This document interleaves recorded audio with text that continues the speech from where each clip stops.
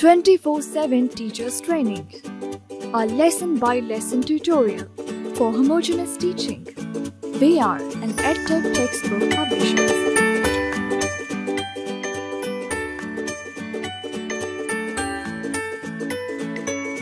बिस्मिल्लाहिर्रहमानिर्रहीम। अस्सलामु अलैकुम मोहतरम टीचर। स्नोमैन पब्लिशर्स की जानिब से खुशामदीद। ये सेशन तीसरी जमात की उर्दू के बाब नंबर 15 पर है, जो कि एक नसरी इबारत पर मुश्तमिल है। उन्वान है हमारा दुश्मन प्लास्टिक बैग। आइए एक नज़र डालते हैं हासिलात ताल्लुम पर।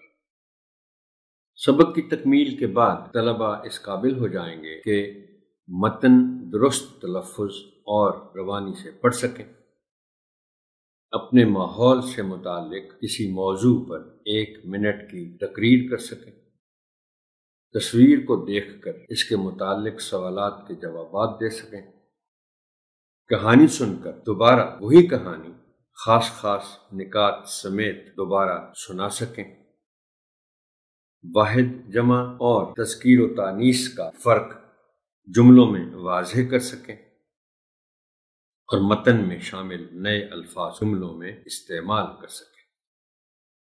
बच्चों को इबारत के उन्वान तक ले जाने के लिए और उनकी किताबें खुलवाने से पहले आप एक मौजू तमहीद उठाएंगे, इबारत के उन्वान का ऐलान करेंगे और फिर किताबें खुलवाएंगे। तमहीद उठाने के लिए दर्ज झैल निकात पेश हैं, ताहम ये हर्फ आखिर नहीं है। बेहतर से बेहतर तमहीद के लिए आपकी फिक्री जुस्तजू जारी रहनी चाहिए। दर्ज झैल सवालात की मदद से तमहीद उठाएं। आपके घर में सौदा सुलफ किस चीज में आता है? जाहिर है आपने बात शुरू करनी है तो यहां से ही करेंगे कि आप सौदे लाते हैं, स्टोर में जाते हैं बच्चों, तो किस चीज में डालकर आप चीजें लाते हैं? आप जब सवाल करेंगे तो सौदा सुलफ का जो लफ्ज है इसके मानी भी बता देंगे कि जो हम चीजें लाते हैं घर में खरीद कर, छोटी छोटी बहुत सारी, उसको सौदा सुलफ कहते हैं। और साथ ही इस लफ्ज का तलफ़्फ़ुज़ अगर चाहिए इतना ज्यादा आम इस्तेमाल नहीं होता, आमतौर पर सिर्फ सौदा इस्तेमाल होता है, लेकिन बेहतर उर्दू बताने में कोई हर्ज नहीं है, तो इसका सही तलफ़्फ़ुज़ भी बताना है कि इसको सौदा सुलफ कहते। अगला सवाल है कि जब प्लास्टिक बैग नहीं थे तो सौदा लाने के लिए क्या इस्तेमाल होता था? इस सवाल पर आप जरा तवील गुफ्तगू कर सकते हैं। बच्चों को शायद इल्म ना हो, ज्यादा बच्चों को, लेकिन कुछ बच्चे बता भी सकेंगे कि अगर प्लास्टिक बैग नहीं है तो फिर चीजें किस में आएंगी? क्या प्लास्टिक बैग कागज की तरह मिट्टी में मिल जाते हैं? यानी हम जाहिर है वो प्लास्टिक बैग फेंक देते हैं जगह जगह, तो क्या वो मिट्टी में मिलकर ज़ाय हो जाते हैं? यहां से चूंकि आपने एक और नुक्ता पैदा करना है। प्लास्टिक बैग का इस्तेमाल नुकसानदेह कैसे है? यहां आप बच्चों से गुफ्तगू करते हुए आप आलूदगी का लफ्ज़ इस्तेमाल कर सकते हैं कि प्लास्टिक बैग कैसे माहौलियाती आलूदगी पैदा करते हैं। दर्जबाला सवालात पर मबनी गुफ्तगू के नतीजे में बच्चों को बाब के उन्वान तक ले जाएं। तमहीद के बाद आप बच्चों को बगौर सुनने की ताकीद के साथ इबारत की किरत करें। आपके लिए मैं किरत करता हूँ। हमारा दुश्मन प्लास्टिक बैग। उमर सुबह स्कूल जाने के लिए घर से बाहर निकला तो परेशान हो गया। सारी गली में गंदा पानी फैला हुआ था और सख्त ताफुन की वजह से सांस लेना भी मुश्किल हो रहा था। पूरी गली में कोई जगह खुश्क न थी जहां से वो गुजर सकता। बाकी गली वाले भी अपने दरवाजों में परेशान खड़े थे। उमर ने वापस अंदर जाकर अब्बू को बताया तो उन्होंने म्यूनिसिपल कमेटी के दफ्तर फोन किया और अपने मोहल्ले का पता लिखवाया। थोड़ी देर के बाद म्यूनिसिपल कमेटी वालों की गाड़ी और कुछ कारकुन आ गए। انہوں نے کام شروع کیا۔ نکاسی آب کے پائپ سے بہت سے پلاسٹک بیگ نکالے، جس سے پانی کا رستہ کھل گیا اور گلی سے گندا پانی نکلنے لگ گیا۔ مگر اب اسکول جانے کا وقت گزر چکا تھا۔ عمر اپنے ابو کے پاس آ کر بیٹھ گیا۔ عمر نے اپنے ابو سے پوچھا، ابو جان، یہ پانی کیوں جمع ہو گیا تھا؟ عمر کے ابو نے جواب دیا، بیٹا، پلاسٹک کے بیگ پانی کے پائپ میں پھنس گئے اور انہوں نے پانی کا راستہ روک دیا تھا۔ اس سے پانی باہر گلی میں پھیل گیا تھا اور سب کو تکلیف اٹھانا پڑی۔ عمر، ابا جان، یہ پلاسٹک بیگ کس چیز سے بنتے ہیں؟ ابا جان، یہ پلاسٹک بیگ ایک سیال مادے پولیتھین سے بنتے ہیں۔ پولیتھین وہ مادہ ہے جو آسانی سے کسی بھی شکل و صورت میں ڈھل جاتا ہے۔ اسے کسی بھی رنگ میں رنگا جا سکتا ہے۔ یہی وجہ ہے کہ اسے پولیتھین بیگ کہا جاتا ہے۔ یہ زندگی کا اہم جز بن کر رہ گیا ہے۔ پولیتھین نہ گلتا سڑتا ہے اور نہ ہی ضائع ہوتا ہے، حتیٰ کہ اگر اسے آگ لگائی جائے تو بھی اس کے ذرات ہوا میں آلودگی کا باعث بنتے ہیں۔ لوگ پولیتھین بیگ استعمال کرنے کے اتنے عادی ہو گئے ہیں کہ استعمال کے بعد ان کو صحیح طریقے سے ضائع کرنے کا تصور ہی نہیں کرتے۔ ان لفافوں کو گلی کوچوں، سڑکوں، نالیوں، نالوں اور دریاؤں میں پھینک دیتے ہیں۔ یہ لفافے ان جگہوں کو اپنا مسکن بنا لیتے ہیں اور پانی کے نکاس کے نظام کو خراب کرنے کی وجہ بنتے ہیں۔ گندے پانی کے نکاس کی بندش سے سیوریج پائپ بند ہو جاتے ہیں یا پھٹ جاتے ہیں۔ اس وجہ سے بدبو اور گندگی پھیلتی ہے۔ اس سے ایک طرف بیماریاں پھیلتی ہیں تو دوسری طرف نالوں اور دریاؤں میں یہ لفافے آبی حیات کے لیے بڑا خطرہ بنتے جا رہے ہیں۔ دریاؤں اور سمندروں میں مچھلیاں ان کی وجہ سے زندگی سے ہاتھ دھو بیٹھتی ہیں۔ گلی کوچوں، باغوں اور کھلی جگہوں پر پھینکے گئے لفافے مویشیوں کی زندگی کے لیے بڑا خطرہ بنتے جا رہے ہیں۔ عمر، ابا جان، یہ پلاسٹک بیگ تو بہت خطرناک چیز ہے۔ یہ تو انسانی زندگی کو ہلاکت کی طرف لے جا رہے ہیں۔ حکومت کو اس کے خلاف قوانین بنانے اور سختی سے ان پر عمل کروانے کی ضرورت ہے۔ ابا جان، بیٹا، یہ حکومت کی ذمہ داری بھی ہے اور ہماری بھی۔ ہمیں بھی چاہیے کہ ہم شاپنگ بیگ کی بجائے کپڑے اور کاغذوں کے تھیلوں کا استعمال کریں۔ ان کو ادھر ادھر بے توجہی سے نہ پھینکیں، کیونکہ ماحول کو صاف ستھرا رکھنا ہم سب کی ذمہ داری ہے۔ عمر، ابا جان، آئندہ میں ان سب باتوں کا خیال رکھوں گا اور اپنے دوستوں کو بھی بتاؤں گا۔ ابا جان، شاباش عمر، تم انشاءاللہ ملک کے اچھے شہری بنو گے۔ اب طلباء سے باری باری عبارت کی قرأت کروائیے۔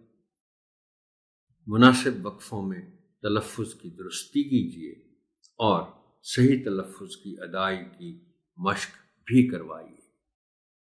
اس ضمن میں درج ذیل الفاظ آپ کی خاص توجہ چاہیں گے۔ تعفن، محترم ٹیچر، یہ لفظ زیادہ تر استعمال میں نہیں ہوتا، بہت کم استعمال میں ہوتا ہے، پھر بھی اس کے تلفظ میں خاص خیال رکھا جانا چاہیے فے کا، فے کے اوپر شد کے ساتھ پیش ہے، تعفن نہیں کہتے اس کو، تعفن بولنا ہے۔ خشک، یہ پھر بار بار ایسے الفاظ یعنی 3 حرفی الفاظ سامنے آتے ہیں جن میں درمیانی حرف پر جزم ہے۔ کتنے لوگ ہیں جو اس کو خشک بول دیتے ہیں، تاہم یہ لفظ درست طور پر بولا جائے تو پھر یہ خشک ہے۔ نکاسی، نون کے نیچے زیر کا خیال رکھا جانا چاہیے، نکاسی نہیں جو کہ عام طور پر لوگ بول دیتے ہیں۔ پلاسٹک، اردو میں پلاسٹک بول دیا جاتا ہے، لیکن یہ لفظ چونکہ انگریزی سے ہم نے لیا ہے اور زیر زبر کا فرق ہم کیوں ڈالیں، پلاسٹک اگر ہے تو پھر پلاسٹک ہی بولا جائے۔ سیال، سیال یہ کے اوپر شد ہے اور اس شد کو بطور خاص بولا جانا چاہیے۔ زندگی، کتنا استعمال کرتے ہیں ہم یہ لفظ، بس فرق یہ ہے کہ اگر صحیح طور پر بولا جائے تو پھر دال کے اوپر زبر کا خیال رکھا جانا چاہیے اور اس کو اس طرح پڑھا جانا چاہیے کہ دال پر زبر یعنی زبر کے ساتھ دال پڑھا جائے اور سننے والا اس کو نوٹ بھی کرے کہ جسے زندگی نہیں پڑھا جا رہا، زندگی، زندگی۔ اہم، اس پہ بہت تفصیل سے اس سے پہلے میں کسی باب میں بات کر چکا ہوں کہ یہ ان الفاظ میں شامل ہے جس کے آخری حرف پر شد ہے، حالانکہ آخری حرف پر اردو میں شد عام طور پر نہیں ہوتی، کوئی اعراب نہیں ہوتے، جزم ہوتی ہے مگر وہ بھی لکھی نہیں جاتی، لیکن یہ چند خاص لفظوں میں شامل ہے، جیسے کچھ 2 حرفی الفاظ بھی ہیں، جیسے رب ہے اس میں بے پر شد ہے، کل ہے تو اس کی لام پر شد ہے، تو یہ خیال رکھا جانا چاہیے، یہ عام الفاظ میں شامل نہیں ہیں۔ میں نے آپ کو بتایا تھا کہ کل ہے تو پھر لام پر شد ہے، لیکن کل کے لام پر شد نہیں ہے۔ فرق کیا پڑے گا کہ جب ہم ان الفاظ کو بولیں گے تو پھر میم سے پہلے والا جو حرف ہے اس پر چاہے پیش ہو چاہے زبر ہو، لیکن اس کو زور دے کر پڑھنا ہے تاکہ پتہ چلے کہ جو آخری میم ہے یا کوئی اور حرف ہے اس کو شد کے ساتھ پڑھا جا رہا ہے۔ اب دیکھیں نا، یہ لفظ جو ہے ہم اس کو 2 طرح سے پڑھ سکتے ہیں، ایک تو یہ ہے کہ اہم، یہاں شد کو نہیں بولا جا رہا، دوسرا طریقہ کیا ہے، اہم ہے کے اوپر زبر کے ساتھ اس پر زور دینا چاہیے تاکہ پتہ چلے کہ میم کو شد کے ساتھ بولا جا رہا ہے۔ تصور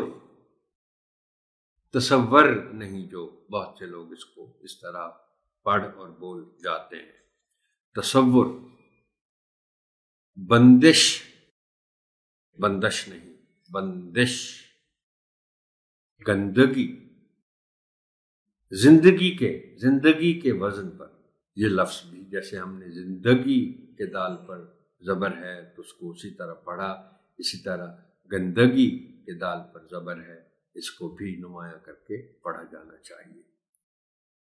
بے توجہی، جیم پر شد پیش کے ساتھ ہے، اس کو ہم بعض اوقات شد کے ساتھ زور دے کر نہیں پڑھتے، جو غلط ہو جاتا ہے۔ بے توجہی، بے توجہی۔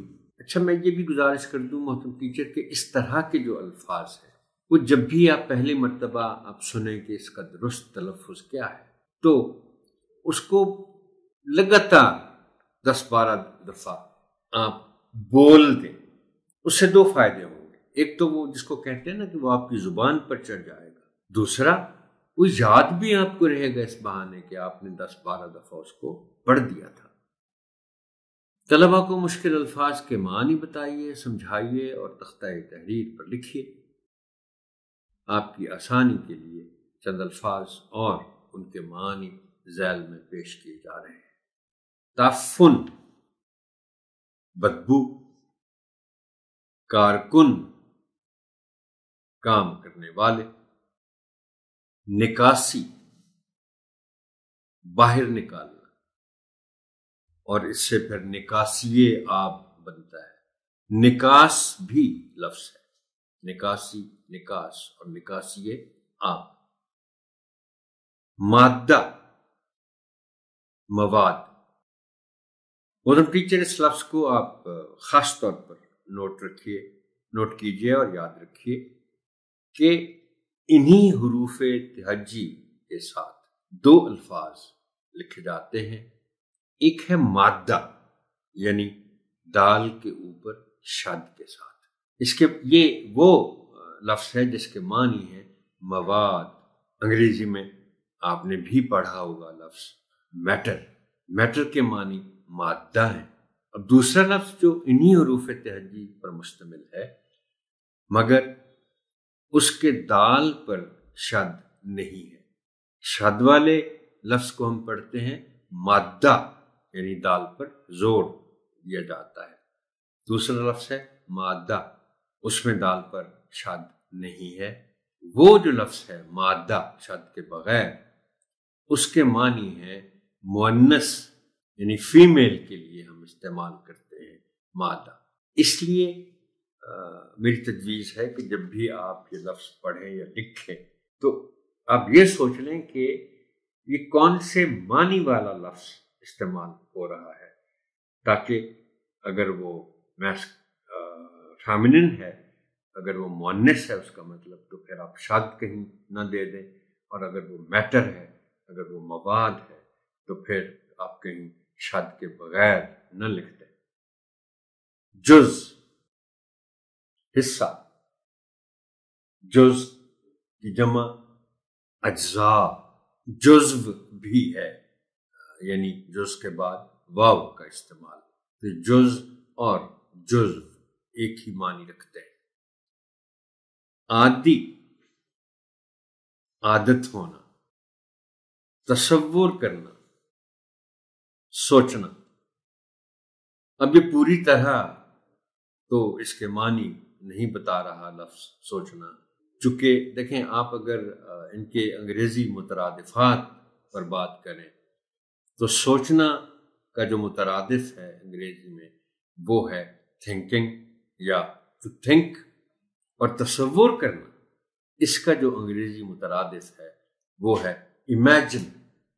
تو یہ انگریزی کے الفاظ جب آپ سوچیں گے اور ان کی بات کریں گے تو پھر سوچنے اور تصور کرنے میں جو فرق ہے وہ آپ پر واضح ہو جائے گا۔ مسکن، ٹھہرنے کی جگہ، رہنے کی جگہ، قیام کرنے کی جگہ، بلکہ ان میں سب سے بہتر یہی ہے کہ رہنے کی جگہ، جہاں آپ رہتے ہیں یہ آپ کا گھر ہوگا، مسکن۔ بندش، بند ہو جانا، بند سے بندش نکلتا ہے۔ آبی حیات، پانی میں رہنے والے جاندار۔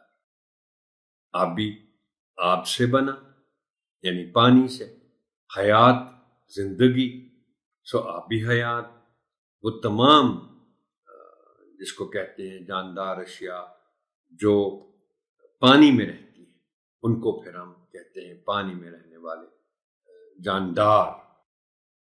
ہاتھ دھو بیٹھنا، یہ محاورہ ہے۔ کھو دینا، گم ہو جانا کسی چیز کا جو آپ کے پاس نہ رہے، تو محاورتن کہتے ہیں کہ ہاتھ دھو بیٹھنا۔ بے توجہی، توجہ نہ ہونے کی کیفیت، بے کے معنی بغیر، توجہ سے پھر نکلا توجہی، بے توجہی، توجہ نہ ہونا۔ بند کتابوں کے ساتھ پہلے آپ عبارت کا مفہوم بیان کریں اور پھر طلباء کو خاموش قرأت کا وقت دیں۔ اس کے بعد ان کی کتابیں بند کروا کر منتخب بچوں کو عبارت کا مفہوم بیان کرنے کے لیے کہیں۔ محترم ٹیچر، ہم چونکہ حاصلات تعلم کی بار بار بات کرتے ہیں، وہ زبان دانی کی حد تک تو ٹھیک ہے، ہم بہت سے کام کرتے ہیں، تلفظ بتاتے ہیں، معانی بتاتے ہیں، لیکن یہ یاد رکھیے کہ ہم نے جتنے ابواب پڑھے ہیں یا ہم آگے بھی پڑھیں گے، تو ان کا جو متن ہے اس کے ذریعے یہ ذہن میں رکھیے گا بات کہ ہم نے بچوں کی کچھ کردار سازی بھی کرنی ہے، ان کو کچھ لائف سکلز بھی بتانے ہیں، زندگی کی مہارتیں بتانی ہیں، اور یہ کام ہم جہاں بھی ہمیں موقع ملے گا کرنا ہے۔ اب میں اس بات کی مثال دیتا ہوں کہ ہم نے زبان دانی کے حوالے سے تو بہت کچھ ان کو بتا دیا، لیکن اس باب کا عنوان ہے ہمارا دشمن پلاسٹک بیگ، تو اب اس میں کردار سازی بھی ہے، لائف سکلز بھی ہیں۔ ہم نے بچوں کو یہ آگاہی دینی ہے کہ پلاسٹک بیگ کتنا نقصان دہ ہے، کتنے خطرناک ہے۔ سو کردار سازی اور لائف سکلز اس میں اس طرح آ جاتے ہیں کہ ہم ان کو یہ نہ صرف یہ آگاہی دیں بلکہ یہ شعور بھی دیں کہ وہ پلاسٹک بیگز کا کم از کم استعمال کریں، اور ہو سکے تو اپنے والدین کو بھی یہ گزارش کریں کہ یہ جب نقصان دہ ہیں اور یہ گٹروں میں پھنس جاتے ہیں تو پھر ان کو استعمال نہ کیا جائے۔ اور آج کل کے زمانے میں چونکہ ان کے متبادلات بھی میسر ہیں، یعنی کپڑے کے بنے ہوئے بیگ ہر سٹور پہ موجود ہیں، کوئی اگر آپ کو دیتا بھی ہے تو آپ کہیں کہ نہیں مجھے دوسرا بیگ دیں۔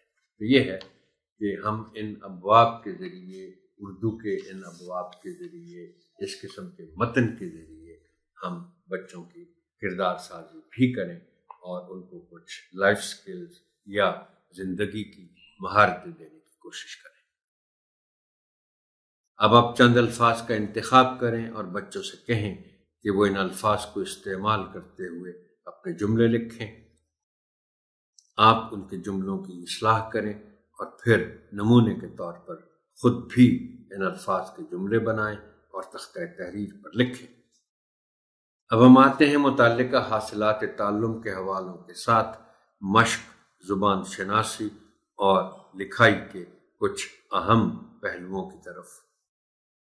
پہلی سرگرمی ہے جس کا انتخاب کیا ہے کہانی پڑھنا اور سننا۔ صفحہ 94 پر یہ کہانی لکھی ہوئی ہے، اس کو آپ خود پڑھیں گے پہلے، پھر طلباء سے پڑھوائیں گے، اور پھر کہانی پر مبنی کچھ سوالات آپ بچوں سے پوچھیں گے، جس سے پتہ چلے کہ انہوں نے کتنی توجہ سے اس عبارت کو سنا ہے۔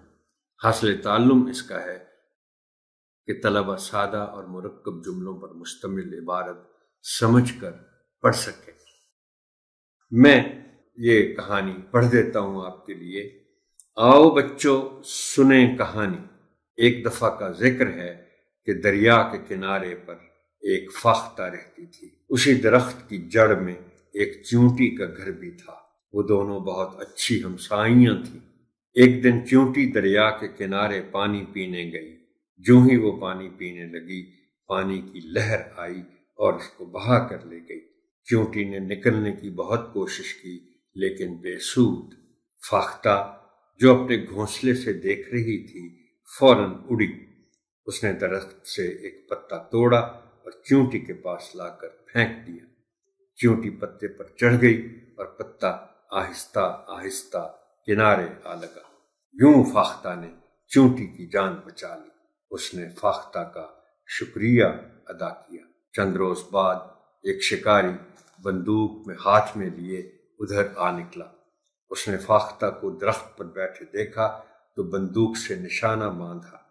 اتفاق سے چیونٹی نے شکاری کو دیکھ لیا، دل میں کہنے لگی احسان کا بدلہ چکانا چاہیے۔ وہ جلدی سے دوڑی اور شکاری کے پاؤں پر اتنے زور سے کاٹا کہ اس کے ہاتھ سے بندوق چھوٹ گئی اور نشانہ خطا ہو گیا۔ بندوق کی آواز سن کر فاختہ اڑ گئی اور یوں چیونٹی نے فاختہ کی جان بچائی۔ یہ سیشن یہاں تک ہی محترم ٹیچر، آپ کی سماعت کا شکریہ۔ اللہ حافظ و ناصر۔